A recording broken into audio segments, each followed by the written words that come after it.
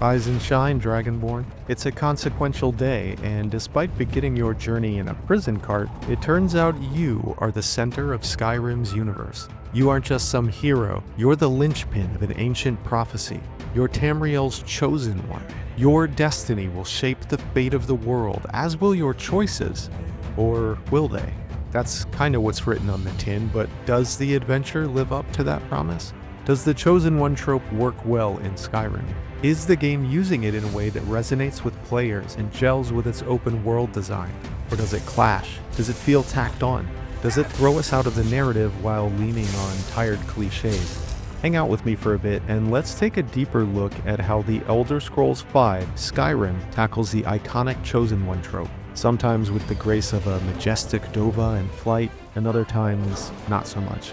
We'll break down how Skyrim cooks with the trope's classic key ingredients, take note of its satisfying flourishes, and critique the moments where it feels more like the Chosen One ain't so chosen. This is probably obvious, but spoiler warning. As we meander through the main quest and dip into some of the side quests and DLC, there will be some big narrative reveals. Honestly, pretty much the whole story. You'll still be able to follow along just fine if you haven't played Skyrim, but spoilers are unavoidable. So, grab your sweet roll, dust off your quest journal, and let's get started.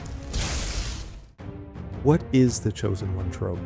Before we toss this goat off High Hrothgar, let's have a quick refresh on the usual primary elements of a traditional Chosen One narrative. I say traditional because this is one of those old tropes that have been wielded, warped, and subverted a million different ways in various media, so you won't always find all these ingredients, but they're usually there in the classic, straightforward versions of the trope. You might remember these from my previous video, where I gave an overview of the trope itself and explored a bit of its history in video games. Check that one out if you haven't yet, but here are those typical ingredients. A preordained destiny.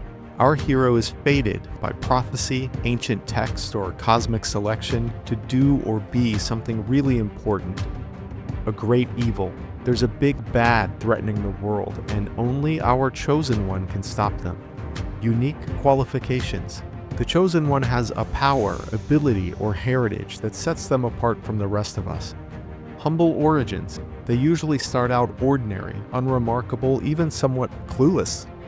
On paper, Skyrim's main quest is a very straightforward, traditional take on the Chosen One trope. It contains all four of these elements, conforming to our list pretty much by the numbers. Before we break down what works and what doesn't, let's take a walk through Skyrim's main quest and you'll see what I mean.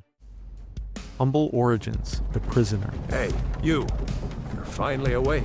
We'll start with the last item on our list because it's the first one you encounter in the game. Like many of the open world RPGs Bethesda is known for, Skyrim's opening sequence hands you a blank slate. You're nobody, literally. The game's introductory cart ride, which has been memed on from here to Valenwood, gives the only real details about your character that the game chooses for you. You're a prisoner, captured by the Imperial Legion while trying to sneak across Skyrim's border. To make your luck even worse, one of the other folks caught alongside you turns out to be Ulfric Stormcloak, leader of a faction of rebels fighting for Skyrim's independence. You're speaking to Ulfric Stormcloak, the true High King. You don't actually know him, but amid the Civil War, he's the Empire's most wanted fugitive, and you've been found guilty by proximity. As your captors parade you into the small town of Helgen, that fateful ride eventually leads to this. Who are you? And the rest is up to you. You can choose any name, race, appearance. Your character's background is entirely your choice, but right now, you have one chief defining quality that you can't change. To the block, prisoner. Nice and easy. You're about to lose your head. If humble origins means captured, bound, and headed for the chopping block, Skyrim nails it. As of this opening moment, you only seem destined to die. But your luck soon changes, right when the headsman is about to swing his axe. Yeah! Oh, sorry. What actually happens is a huge dragon attacks the town. Once thought extinct, these ancient, terrifying creatures have returned, and this one is burning Helgen to the ground. You and the other surviving prisoners, including Ulfric, seize the moment and escape. One action-packed tutorial sequence later, and you are a free citizen of Skyrim. Unique qualifications, Skyrim's Soul Reaver. Unless you immediately get sidetracked exploring the world, which can happen, it won't be long before you slay your first dragon. Sent by the Jarl of Whiterun to investigate sightings of a lizard daddy flying around the city's western watchtower, you come across this big dragon, who swoops in and attacks the band of guards you're accompanying. Eventually you bring the dragon down. When you do, you get your first hard look at destiny. A magical force envelops you like a windstorm, coming from Myrmidon's fresh corpse as you absorb his very soul. Q gasps in awe from the guards around you. One of them even seems to recognize what just happened from stories he heard as a child. I believed you are Dragonborn. The legend of the Dragonborn. This ability to absorb dragon souls is a crucial part of what makes you special, and why only you can face down their return, as they are effectively immortal otherwise. Moments later, the ground trembles around you with rumbling voices on the wind. A single word roars down the mountains like thunder. You learn this sound came from the Greybeards, Skyrim's mountain-dwelling monks. And it's not just a cool-sounding fantasy word, it's a title, your title, Dovahkiin. They've just announced you're coming with a shout that resounds across the land, but it's also a summons. They want to have a little chat with you. So you ascend the 7,000 steps to High Hrothgar and learn about the Way of the Voice. They teach you about Thu'um, dragon shouts. Using the magical language of the dragons themselves, you can harness great power and perform wondrous feats. For even the most dedicated Nords, it takes a lifetime to master these abilities, but not you. You are Dovahkiin, Dragonborn. You carry the soul of a dragon inside you, granted by the god Akatosh himself. As such, you can absorb the essence and understanding of these words of power in moments, using the hidden knowledge embedded in the souls of the dragons you slay. Anyone can swing a sword in Skyrim, anyone can learn how to wield a bow or even a magic spell, but only you, only the Dragonborn can harness Thu'um so effectively. Preordained destiny, you are Dragonborn. It's a lot, and it only gets bigger from there. You are also shortly contacted by some of the last members of the Blades, an ancient order that you may remember from previous games in the series like Oblivion and Morrowind. What the hell? They once served the Dragonborn emperors of Cyrodiil, but the Septim line died out hundreds of years ago, and after a war with the Aldmeri Dominion, the Blades themselves nearly went extinct, driven into hiding. When they hear tale of a Dragonborn walking the world again, they see in you a newfound purpose. Esbern, an elder member who once served as lore keeper, now resides in the Ratways beneath Riften. After you track him down with the assistance of the Sewer Mafia, the Thieves Guild, he leads you to a hidden temple called Skyhaven, abandoned for centuries. There you find more answers about your nature and your destiny. He leads you to an ancient stone relief called Alduin's Wall, built more than 1,600 years ago by Emperor Riemann II. It's more than just an old sculpture, it documents the prophecy of Alduin's return and the Dragonborn who will rise to stop him. In other words, it's about you. The Elder Scrolls themselves foretold your coming. Your destiny is to defeat the Alduin. According to Esbern, he's returned to fulfill his own cosmic role, that of the World-Eater, cosmic devourer of everyone and everything.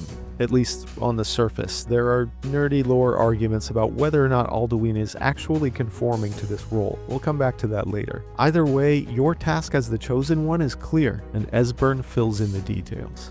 Great evil, Alduin the World-Eater.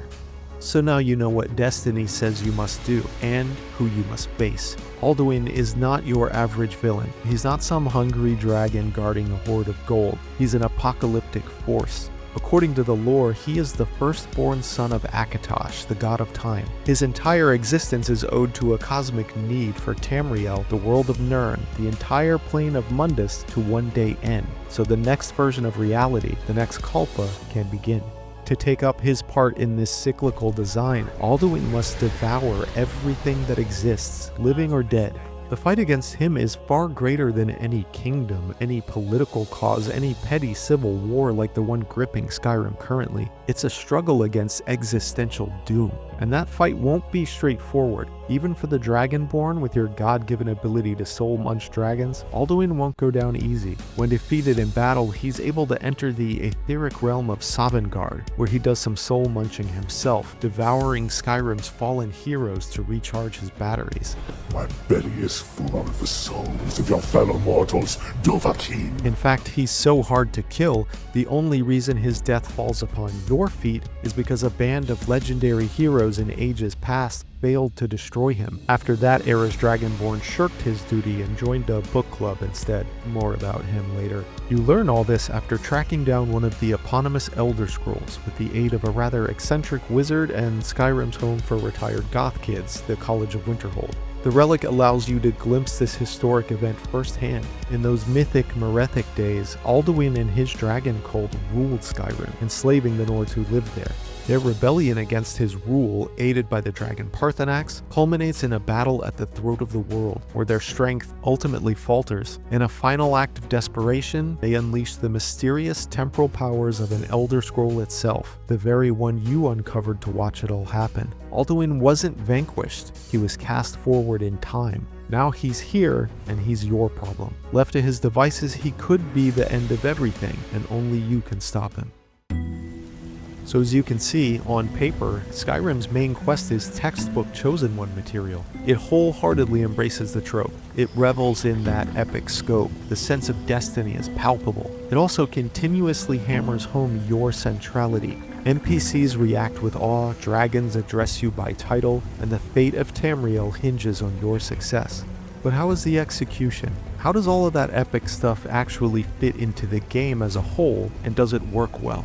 Well, first, let's talk about the story itself. As I just mentioned, it's played very straight, almost beat by beat. For some, that alone might be considered a weakness from jump, regardless of the way it shakes out. As I mentioned in my previous video, this is an old trope. It's been used again and again in books, movies, and a ton of video games. Personally, I don't mind a well-worn trope being played straight if it's done well, especially in a video game where you have storytelling opportunities that don't exist in other media, unique elements you can derive joy from. For me, it's not an automatic disqualifier, but I'm also a nerd for this stuff. I can understand if someone is just plain sick of an old trope like this, to the point that it must be subverted in some way to be entertaining. I get it. And it's true, there isn't really an attempt at narrative subversion here. I would argue the story doesn't even have a real conversation with the trope, at least not one of great substance, nothing beyond surface level depth. It teases at one from time to time, it flirts with the question of choice in the face of destiny, the examination of whether or not one is shackled to one's fate, to one's nature. Can you choose a different path than the one that was laid out for you? I really wish the game had gone further here, because even with the lack of depth we got, that question is my favorite part of Skyrim's story. Not just because it's an appropriate interrogation for a chosen one, but because it also gets at the substance of open world games like these, where player choice in the moment-to-moment drives everything, sometimes to the detriment of what the story is trying to do. Unfortunately, this isn't explored that well. Flirtation is all there is. The game acknowledges the question, pokes at it here and there, but never truly poses it in a way that reaches the player, much less seeks to answer it meaningfully. Still, it is there. I'll go into a few examples here. The first example involves my favorite character in the main quest, maybe my favorite in Skyrim, Paarthurnax. In some ways, this wise old dragon is a mirror held up to Alduin. In ancient times, he was the World-Eater's right-hand lieutenant, and as such, he killed and subjugated many people in service of Alduin's conquest. When the Blades levy this accusation, he helped Alduin enslave our ancestors. Paarthurnax himself doesn't deny it. Though it may have taken place in the distant past, he was at one time a ruthless enforcer, guilty of unspeakable atrocities against humankind. The Blades are wise not to trust me. His very name translates to ambition, overlord, cruelty. Yet when we meet him, he's kind of a big scaly teddy bear. Just look at him, so cute. Have another cheese wheel. In the present day, he's the secret Grandmaster of the Greybeards. We eventually learn Paarthurnax betrayed Alduin millennia ago, abandoning his kind's path of dominance and teaching humans how to shout. This profound act allowed them to fight back against their dragon overlords and foster rebellion against the World-Eater's tyranny. After the Nords won their freedom, he took up residence on the throne of the world. There he eventually assisted Jurgen Windcaller in founding the Way of the Voice, using Thu'um for meditation and peace rather than fighting and conquest. All of this because he made a choice. Paarthurnax chooses to defy his own inherently tyrannous and power-hungry draconic nature, and every day that he wakes, he must make that choice again. He describes the desire to dominate as a persistent hunger that he must fight to suppress every moment. No day goes by where I am not tempted to return to my inborn nature. Meditating on the Thu'um and living in seclusion, he remains vigilant against this innate temptation. He doesn't believe his past can be forgotten, but he has dedicated literal millennia to atoning and finding peace. This struggle and the choice that lies at its heart is encapsulated in his most famous quote. What is better, to be born good or to overcome your evil nature through great effort? Towards the end of Skyrim's main quest, the Blades confront the player about Paarthurnax's terrible past. Throughout the story, Delphine stresses the original purpose of the Blades and their charge. They are dragon slayers, and in their eyes, Paarthurnax is too dangerous to be left alive. While it's true that he may live a life of peace today, they fear one day his inner strength may falter, and he may give in to that draconic desire for conquest. Worse, given the long lives of the Dova, it could happen long after the Dragonborn has passed from this world, leaving mortals of the future defenseless against his wrath. So, according to the Blades, Paarthurnax must die. He needs to die. He deserves to die. And it falls to you to kill him. I have mixed feelings about this development. On the surface, I don't hate what Bethesda's trying to do here. I like the idea of having this moral dilemma the player needs to wrestle with. As Dragonborn, you are the only one who can end a dragon's life for good. What responsibility does that unique gift imply when it comes to this old, powerful dragon sitting atop his mountain? Does your destiny simply mean stopping Alduin? Or does it come with an obligation to protect the world from all potential threats of the dragon variety? I like these questions. That's the stuff I was talking about earlier, a real conversation with the trope. Within the context of the story, we're basically asking, what does it mean to be the Chosen One? What choice does the Chosen have? And how do you know you're truly doing right by your destiny? Unfortunately, the execution is not great, in my opinion. There isn't actually much conversation going on here, with either the trope or the characters who lay this at your feet. Delphine and Esbern just toss this ultimatum at you, then outright refuse to engage with you anymore unless you see things their way. This feels like it's out of left field, especially after they've given you history lessons earlier in the game about how the Blades historically served the Dragonborn. They don't order them around and then abandon them when they don't get their way. And when you do ask them to justify this order, their argument is not super compelling. They don't even bother tying it into your destiny. Neither Delphine nor Esbern make a solid case that the Dragonborn role obligates you to do this. They just bring up those crimes of the past, making a thin appeal to your sense of justice, though it comes off more to me like the pursuit of petty vengeance. They ignore not just Paarthurnax's self-imposed exile, but all of the help he's provided, both to the Nord rebels of the past and to you in your present pursuit of Alduin. Not only that, but if you choose to spare Paarthurnax, the quest stays unresolved in your quest journal. The only decision that sticks within the quest framework of the game is the decision to kill your friendly dragon grandpa. You can tell him that you aren't going to do that, but that pesky journal seems to imply that his death is an unresolved objective that still needs to be completed. If you spare him, you can't convince the Blades to drop the request. You can't get rid of the incomplete quest entry. This makes one of the only real choices you're presented with in the main story feel like an illusion, as if the only commitment you can make is to Paarthurnax's death. That's no choice at all. It just feels rather half-baked and unsatisfying. As such, whenever I play through this part of Skyrim's main quest, I always make the same decision: to install a mod that makes it all better. I'm the Dragonborn dude. I should be able to tell the Blades to shut up and follow my orders. Party snacks never die.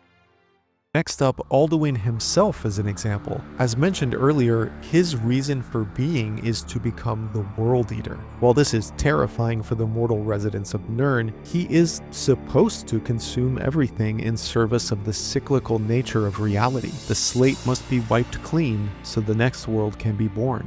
It's destiny. But Alduin doesn't actually do this. We never really see him pursue this goal, nor do we hear tales of him doing so in the past. Instead of destruction, he seeks domination. Remember that flashback to the Merethic era? Those legendary heroes weren't trying to stop the apocalypse, they were leading a rebellion against Alduin's rule. We're not told that he was trying to devour the people of Skyrim, he was lording over them. He sat at the top of the dragon cult, which was the chief authority in Skyrim back then. He demanded the worship and servitude of the Nords. And if you speak Dovahkiin, there's some dialogue with the dragon Saloknir that confirms this is still his goal in the present during the main quest. Alduin Thuri, Boantid Vokri Hash Rixejun Kuzig, Ger Saloknir, Kalimir. Alduin's not looking to end the world, he wants to conquer it. This seems like a huge deviation from his destiny, and one that has enormous cosmic repercussions. It also invites you to think harder about the Dragonborn's actual role in all this.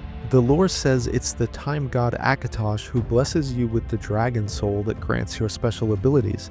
But Akatosh also created Alduin for the explicit purpose of devouring the mortal plane at the end of time. If these things are both true, that could imply Akatosh didn't create the Dragonborn to save the world. Akatosh wants it to end one day. It's part of the cycle he oversees. He tasked his firstborn with that sacred duty, but Alduin shirked it in pursuit of power. So Akatosh initiates Operation Dragonborn, a plan set into motion to destroy Alduin. And when you do in Skyrim, unlike every other dragon you slay in the game, you don't absorb his soul when he dies. Instead, it travels upward towards Aetherius. Presumably, it returns to Akatosh, who may intend to set his plans for the end of time back into motion with a new World-Eater. As the Dragonborn, you do indeed become an agent of destiny in this way. By killing Alduin, you may have saved the world, or you may have hastened its end. And all of this only came to pass because Alduin the World-Eater chose not to eat the world. He made a choice to defy his nature and his destiny. Cool stuff, right? I really wish the game had explored this more. I wish Alduin hadn't just been the big bad, only encountered in battle sequences. He ultimately came off to me as a somewhat two-dimensional villain, just kind of checking off that great evil box on our list of Chosen One requirements. But his backstory suggests that there could have been so much more. How great would it have been to have a conversation with Alduin about all this? To hear how it went down from his perspective? What if you could pick his brain about his motivations? Was Paarthurnax right about him? Was it arrogance and power lust alone that led him to do this? Was the conquest all it was for him? Or was that part just a consequence of his draconic nature following the real choice he made to spare the world of its destined end, to preserve the mortal plane and the life inhabiting it? I'm not trying to start an Alduin did nothing wrong movement, but I'd love to be able to ask him for his side of the story. Better yet, what if he had tried to convince us to leave him be, or even tempted us to join him, to become his new dragon priest in the 4th era? Beyond fleshing out Alduin, it just feels like such a missed opportunity to not give the player some kind of option within the story that lets you say, to hell with destiny. I have other plans, even if it didn't lead to a new story path, even if it just led to a premature end of the quest line or some silly screen that said, bad Dragonborn, game over. Even that would have been better, in my opinion, than an on-rails story that doesn't even let us consider what an alternate path might be like. Lastly, there's Miraak, the antagonist of Skyrim's Dragonborn DLC, who at first glance appears to embody that question. Does the Chosen One have a choice? Miraak sure did. An ancient walking legend, Miraak is Dragonborn just like you. In fact, he's the first person Akatosh ever bestowed with that blessing. In his time, millennia ago, his mission was the same as yours, fight and defeat Alduin. But he didn't. When destiny came calling at the height of the Dragon War, this Dovahkiin turned his back. giving into the same lust for power that Alduin himself fell prey to. Miraak didn't want to save the people of Skyrim, he wanted to rule them. He swore himself to Hermaeus Mora, the Daedric Prince of Hidden Knowledge and Fate. In exchange for his servitude, he gained access to the esoteric secrets locked away in Apocrypha, Mora's Plane of Oblivion. Much like Alduin's deviation, this wasn't just a refusal to fulfill his destiny, it was a full-blown betrayal of the cosmic order. Miraak ignored the will of Akatosh and rewrote his own story. When he re-emerges during the events of Skyrim, he uses his Thu'um to dominate the people of Solstheim, bending them to his will as mindless puppets. His rebellion against fate isn't quiet and philosophical like Paarthurnax, it's domineering and self-serving. Still, I get the feeling the game wants you to see Miraak almost as kind of a tragic figure. He's not just a villain, he's a cautionary tale. His story is a warped mirror of yours, a glimpse into what might happen if the Dragonborn rejects their purpose. Miraak's choice to defy Akatosh and embrace Mora is framed as corruption, but it's also a form of agency. Miraak himself frames it this way. He saw the path laid before him and said, no. He chose knowledge over obedience, ambition over duty, and in doing so he became something else entirely. Something powerful, yes, but also isolated, imprisoned in Apocrypha for thousands of years, the pawn of a different master, because a deal with a Daedra always has a catch.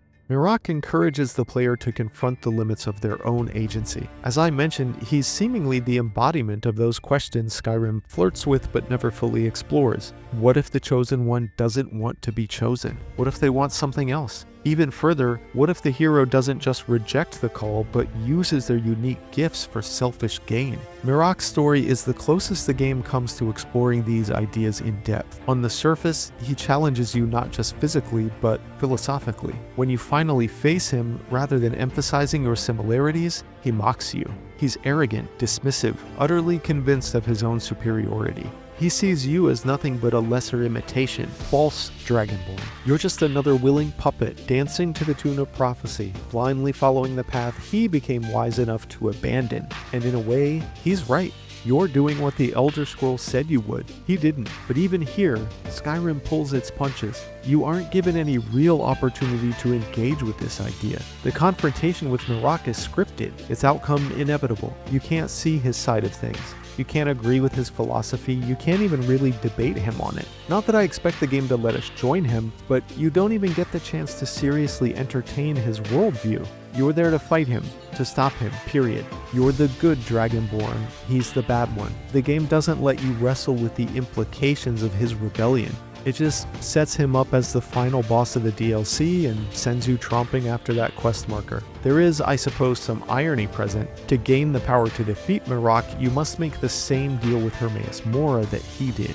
Even here though, it's all on rails. There are some dialogue options you can choose throughout the quest that reflect either subservience or disdain toward the Daedric Prince, but in the end it's just flavor text. The Dragonborn doesn't really have a choice. If you want that quest marked off in your journal, you have to take Mora's deal, which could still be interesting, but there's also no in-game consequence to this development whatsoever. Just some spooky promise that now your destiny belongs to Mora. Nor do you get to question what it means to be the Dragonborn in light of Miraak's fate when Mora casts him aside. You just move on. Quest completed. Still, Miraak's presence in the game is valuable. I'm not trying to tear his story down. He does illustrate the idea of the Dragonborn having a say in what their destiny really becomes. And while the game doesn't let you make the same choice he did, it does let you see what that path looks like. In his case, it's dark, it's lonely, and it ends in death. But it's an alternate path. And in a game that so often treats destiny as a railroad track,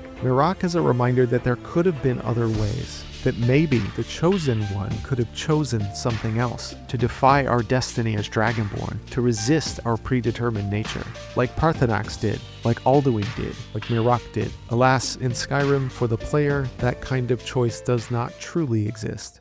Now, you obviously do have choices in Skyrim. When it comes to the gameplay, you have lots of it. That's what Skyrim is known for. That's what Bethesda RPGs are known for. They plop you down into a world and say, do whatever you want. Sure, you can follow that road the story just told you to go down, or you can veer off to the left. You can abandon the path and head straight into the wilds and see what you find. There's an open world waiting for you to explore, and it's full of interesting things to do. You can ignore the main quest for hundreds of hours if you want. Want to spend a virtual decade wandering around? Go for it. No one's stopping you.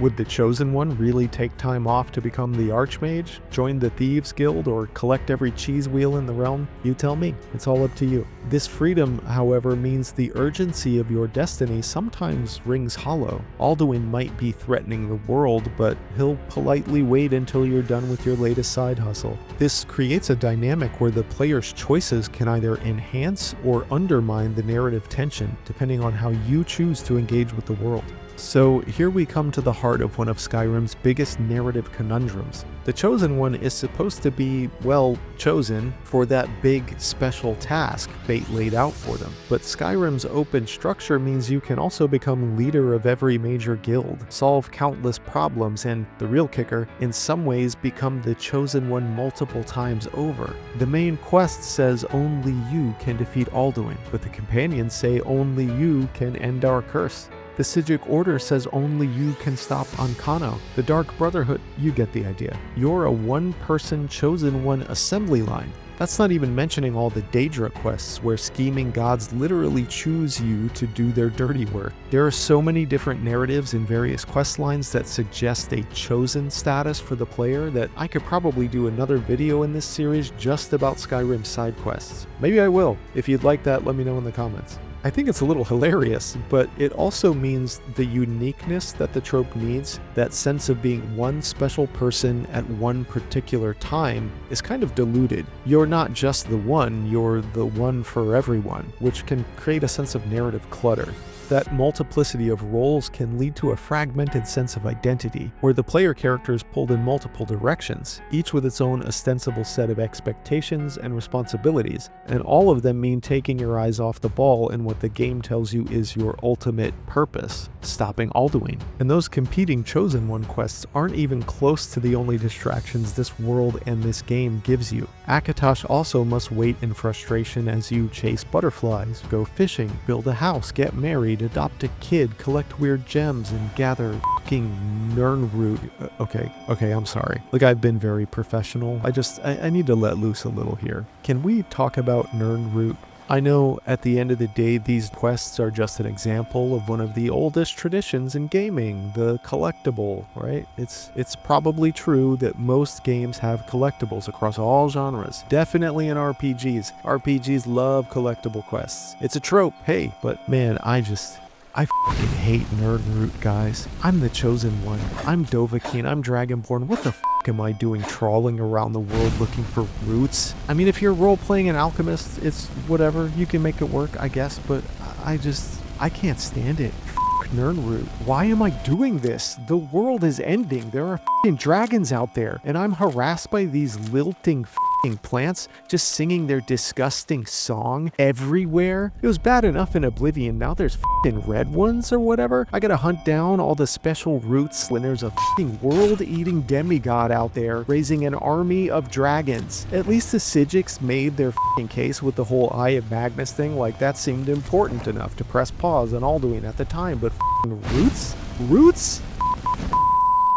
This ludonarrative dissonance, this gap between freedom of gameplay and narrative urgency, can break immersion at times. It does kind of feel like Alduin is just waiting politely for you to finish the 400th miscellaneous quest in your journal. It's narrative inconsistency, where the urgency of the main quest is at odds with the player's ability to engage in all these endless side activities, which, to be fair, those side activities are one of the biggest selling points of the game and a calling card of the series. People would be disappointed if they weren't present. I would be disappointed. We play Elder Scrolls games because of that freedom. When you play a Bethesda RPG, you expect the game to let you play your own way and give you countless ways to do it. Want to be a reluctant hero, a bumbling chosen one, or the world's sweetest bloodthirsty assassin? Skyrim lets you fill those shoes however they fit.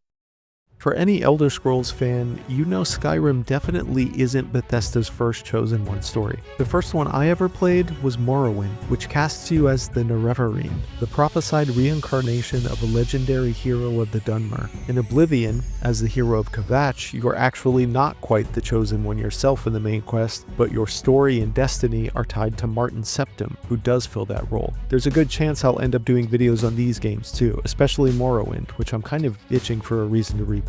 Making a video might get me past those ruthless dice rolls. Skyrim takes the most mythic approach, from humble criminal to world-saving demigod. Your rise is both meteoric and thoroughly epic, but compared to Morrowind, where your rise is slow, suspicious, often doubted, Skyrim hands you the destiny card early and rarely questions it. So why does Bethesda, and other teams for that matter, lean so hard into the Chosen One trope? I think there are probably 3 key reasons among others. Mythic power fantasy. The Chosen One trope gives players the feeling of being central to the world's fate, the stuff epic fantasy is made of. It raises the stakes and makes every dragon encounter feel personal. When you're the Dragonborn, every shout, every battle, and every decision carries the weight of destiny. This sense of importance and uniqueness is a powerful motivator, driving players to engage deeply with the story and the world. The mythic power fantasy is not just about being powerful, it's about being essential, the linchpin upon which the fate of Tamriel rests. This creates a compelling narrative that keeps players invested in their journey. Narrative economy. In a sprawling open world, making the player the axis around which the main quest turns helps anchor the story. No matter how many side quests you juggle, there's always a cosmic reason for you to return to the main narrative. This narrative economy ensures the player's journey remains coherent, even amidst the myriad distractions of this open world. Shut up! By tying the main quest to the player's unique destiny, the game maintains a sense of purpose. This structure helps prevent the story from becoming too fragmented, providing a clear through line that guides the player's experience. Vertical progression.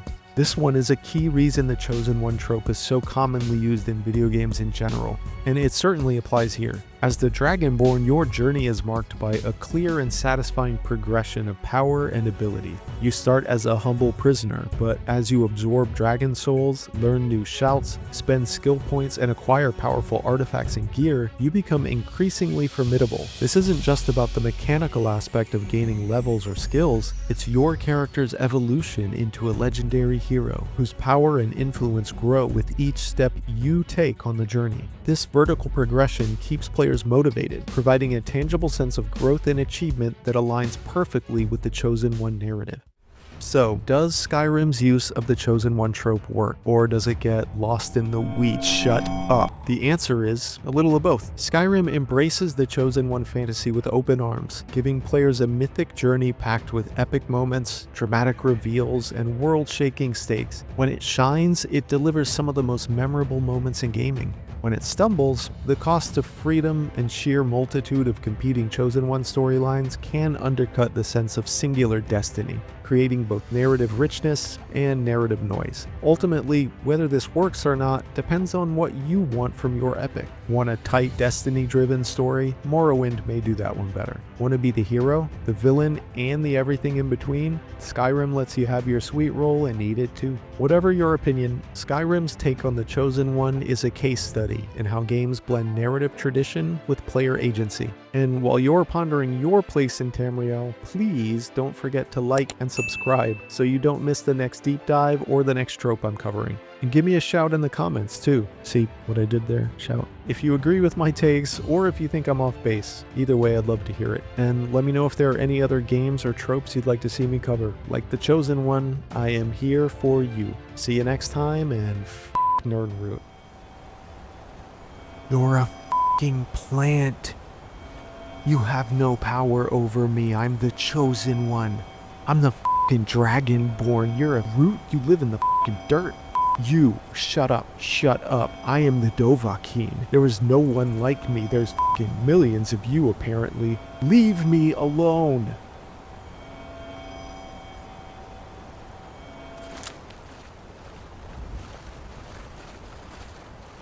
Don't say a f***ing word, horse.